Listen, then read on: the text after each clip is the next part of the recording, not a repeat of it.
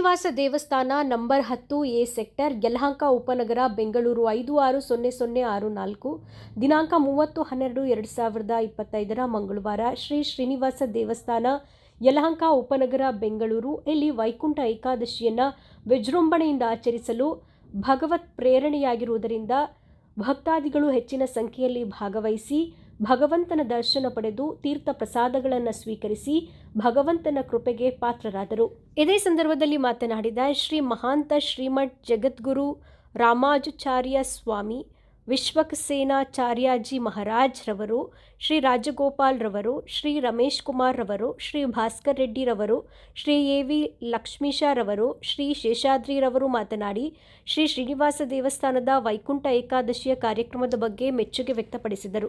ಇದೇ ಸಂದರ್ಭದಲ್ಲಿ ಅಧ್ಯಕ್ಷರು, ಉಪಾಧ್ಯಕ್ಷರು, ಪದಾಧಿಕಾರಿಗಳು ಹೆಚ್ಚಿನ ಸಂಖ್ಯೆಯಲ್ಲಿ ಭಕ್ತಾದಿಗಳು ಪಾಲ್ಗೊಂಡು ವೈಕುಂಠ ಏಕಾದಶಿ ಕಾರ್ಯಕ್ರಮವನ್ನು ಯಶಸ್ವಿಗೊಳಿಸಿದರು.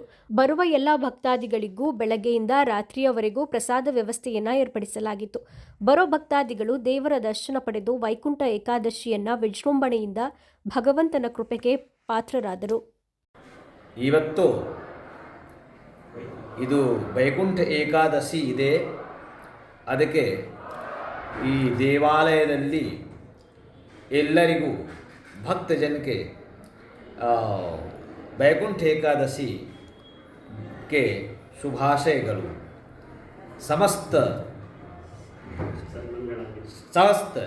ಸನ್ಮಂಗಲಾನಿ ಭವಂತು, ಸರ್ವೇ ಜನಾಃ ಸುಖಿನೋ ಭವಂತು, ಸರ್ವೇ ಜನಾಃ ಸುಖಿನಃ ಸಂತು, ಸರ್ವೇ ಜನಾಃ ನಿರಾಮಯಾಃ ಸಂತು, ಸರ್ವೇ ಭದ್ರಾಣಿ ಪಶ್ಯಂತು, ಮಾ ಕಶ್ಚಿತ್ ದುಃಖ ಭಾಗ್ ಭವೆ. ಈ ಥರ ದೇವರಿಗೆ ಇದು ಅಲ್ಲಿ ಎಲ್ಲ ಭಕ್ತಜನ ತುಂಬ ಚೆನ್ನಾಗಿ ದೇವರಿಗೆ ಇದು ಕೈಂಕರ್ಯ ಮಾಡ್ತಾ ಇದ್ದೀವಿ. ಇದು ನೋಡಿಕೊಂಡು ನಮಗೆ ತುಂಬ ಸಂತೋಷ ಇದೆ. ಎಲ್ಲರಿಗೂ ವೈಕುಂಠ ಏಕಾದಶಿಗೆ ಶುಭಾಶಯಗಳು. ಜಯ ಶ್ರೀಮನ್ನಾರಾಯಣ. ಲಕ್ಷ್ಮೀ ವೆಂಕಟೇಶ್ವರನ ದೇವಸ್ಥಾನದಲ್ಲಿ ಪ್ರತಿ ವರ್ಷ ಆಚರಣೆ ಮಾಡ್ತಾ ಇರ್ತಕ್ಕಂಥ ವೈಕುಂಠ ಏಕಾದಶಿನ ಈ ವರ್ಷವೂ ಸಹ ವಿಜೃಂಭಣೆಯಿಂದ ಆಚರಣೆ ಮಾಡ್ತಾ ಇದ್ದೀವಿ. ಈ ವೈಕುಂಠ ಏಕಾದಶಿಯ ಮಹತ್ವ ಈ ಧನುರ್ಮಾಸದಲ್ಲಿ ಎಲ್ಲ ಜನತೆಗೂ ಸುಭಿಕ್ಷವನ್ನು ಸಮೃದ್ಧಿಯನ್ನು ಕೊಟ್ಟು ಸಕಲ ಐಶ್ವರ್ಯ ಆರೋಗ್ಯಗಳನ್ನು ಕರುಣಿಸಿ ಎಲ್ಲ ಜನರನ್ನು ಸುಖ ಸಂತೋಷದಿಂದ ಇಡುವಂತ ಕೇಳ್ಕೊಳ್ಳುವಂಥ ಒಂದು ಈ ಸಂದರ್ಭ ಎಲ್ಲ ಭಕ್ತ ಜನತೆಗೆ ಒಂದು ಆಶಾದಾಯಕವಾಗಿರುತ್ತೆ.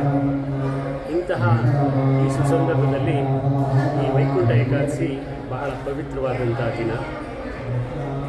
ಸರ್ವೇ ಜನಃ ಸುಖಿನೋ ಭವಂತು ಅನ್ನೋ ರೀತಿಯಲ್ಲಿ ಸಕಲರನ್ನು ಸನ್ಮಂಗಳವನ್ನು ಉಂಟು ಮಾಡಿ ಭಕ್ತ ಜನಕ್ಕೆ ಎಲ್ಲ ರೀತಿಯ ಸಕಲ ಐಶ್ವರ್ಯಗಳನ್ನು ದಯಪಾಲಿಸುವಂಥ ನಿಮ್ಮ ಪರವಾಗಿ ನಮ್ಮ ಭಕ್ತರ ಸಮೂಹದ ಪರವಾಗಿ ಆ ಭಗವಂತನಲ್ಲಿ ಈ ಮೂಲಕ ನಾನು ಪ್ರಾರ್ಥನೆ ಮಾಡ್ತೀನಿ.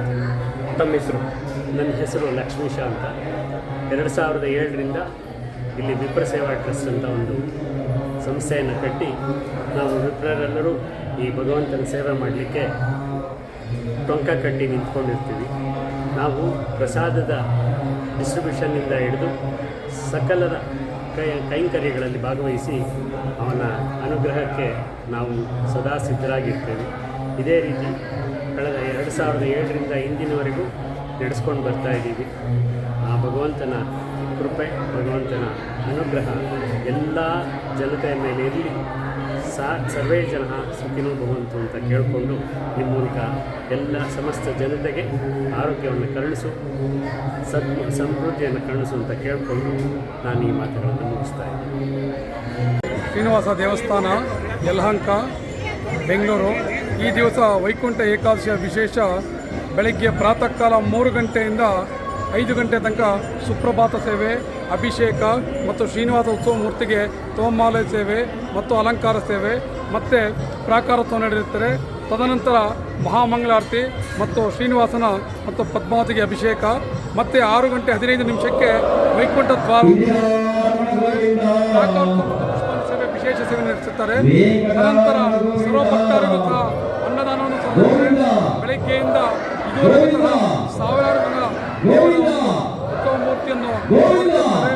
ಈ ರೀತಿಯು ಪ್ರತಿ ವರ್ಷವೂ ಸಹ ಇಲ್ಲಿ ವರ್ಷ ದಿನೇ ದಿನೇ ವೃದ್ಧಿಯಾಗುತ್ತದೆ ಮತ್ತು ಭಯಂಕರ ಜನರು ಬರ್ತಾರೆ. ಎಲ್ಲರೂ ದೇವರು ಆಯುರಾರೋಗ್ಯೇಶ್ವರಿ ಎಲ್ಲರೂ ಕೊಟ್ಟು ಒಳ್ಳೆಯದು ಮಾಡಿ. ತಮ್ಮ ಹೆಸರು?